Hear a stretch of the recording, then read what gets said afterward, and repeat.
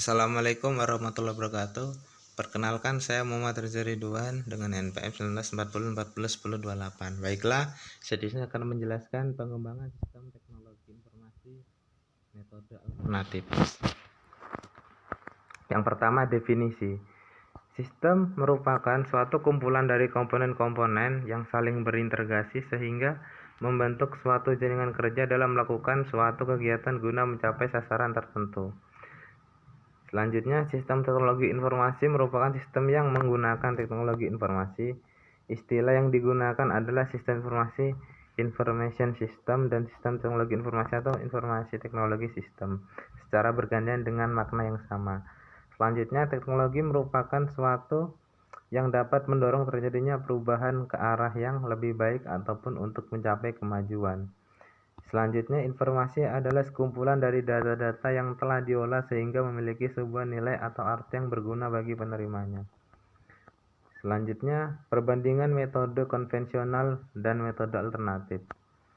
Metode SDLC atau System Development Life Cycle (STI) dikembangkan oleh analisis sistem. Sistem analisis adalah orang yang dididik khusus untuk mengembangkan sistem secara profesional. Alasan menggunakan analisis sistem di metode SDLC adalah karena metode ini digunakan untuk mengembangkan sistem teknologi informasi yang kompleks.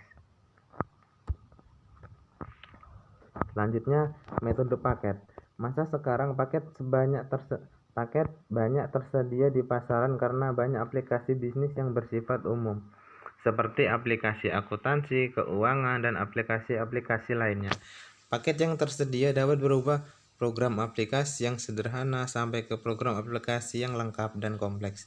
Jika paket tersedia, perusahaan tidak terlalu merancang dan menulis sendiri program aplikasinya. Selanjutnya, metode paket. Di sini ada kelebihan dan kekurangan. Kelebihannya ada 3, yaitu dapat digunakan seketika, harga paket relatif murah, dan dapat digunakan untuk rekayasa ulang proses bisnis. Sedangkan kelemahannya juga ada 2, perbaikan, modifikasi, dan penambahan paket sulit dilakukan sendiri. Yang kedua, basis data tidak terintegritas dengan aplikasi lainnya. Selanjutnya, metode outsourcing. Metode outsourcing merupakan keputusan untuk menyerahkan kepada pihak ketiga pengembangan sistem teknologi informasi karena Departemen Sistem Teknologi Informasi tidak mempunyai sumber daya yang memadai. Jika metode paket tidak tersedia, pilihan kedua adalah outsourcing. Penentu apakah akan dikejar dan dioperasikan oleh pihak ketiga. Outsourcing akan dikembangkan sendiri. Insourcing ditentukan oleh faktor kemampuan sumber daya manusia. Selanjutnya, metode outsourcing itu ada 2, ada kelebihan dan kekurangan. Kelebihannya mengurangi waktu proses dan jasa yang diberikan oleh outsourcer lebih berkualitas, sedangkan kekurangannya perusahaan akan kehilangan kendali terhadap aplikasi yang di outsourcing. Selanjutnya, metode End User Development atau EUD. Metode ini digunakan untuk mengembangkan aplikasi mereka sendiri daripada bergantung sepenuhnya pada para spesialis informasi. Pendekatan ini dinamakan End User Development atau EUD. Selanjutnya, waktu penerapan End User Development harus mempunyai pemahaman tentang teknologi sistem informasi dan pemahaman tentang pengembangan sistem tersebut.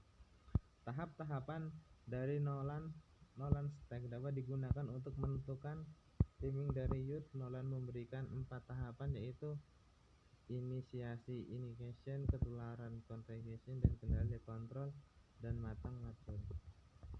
Strategi user development. Perkembangan EUD di organisasi diarahkan sampai ke titik yang disebut pertumbuhan terkendali, yaitu saat UEC diterapkan secara optimal di organisasi. Strategi mencapai titik ini dapat dilakukan dengan 3 cara, yaitu strategi akselerasi, containment, dan imbang.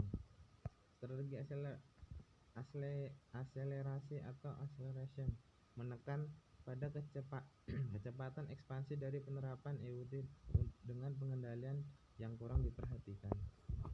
Strategi containment atau John Simon adalah sebaiknya, yaitu lebih menekan pada pengendalian dari EUD ketimbang kecepatan penerapannya.